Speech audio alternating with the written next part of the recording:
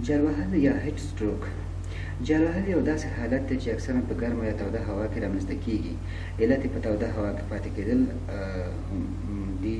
په دې حالت کې یو کس د خپل بدن په زیاته کچه مایعات له لاسه ورکوي چې په عامه اصطلاح کې ورته جل وهل وایي. علایم یې څه دی؟ تبه، د نبض تیزېدل، د وینې د فشار ښکته کېدل او تشنج. وقایه او مرسته به څه وي ورسره؟ یا پریونشن اند فرست ایډ.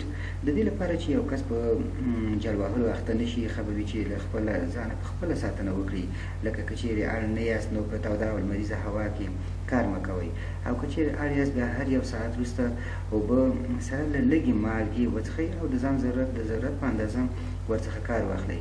په هغه صورت کې چې پوه شوئ ستاسې د زړه د درزار زیات شو او بې حاله شوئ او سرچرخي درته پیدا شوه، نو ژر تر ژره سوري ته لاړ شئ او نور په ځان خبر کړئ، او بیا لاسونه او پښې او بیا ټول ځان په یخو اوبو کې پرېمینځئ. په ځینو حالاتو کې که چیرې جل وهل ډېر زیات وي، نو ښه به وي چې ناروغ د یخو اوبو په تش کې څملوئ او یا هم خپل ټول بدن لوند کړئ او بیا هر څه ژر ډاکټر ته لاړ شئ او یا ناروغ ډاکټر ته یوړل شي تر څو ورته لازمه هدایت او دوا ورکړل شي.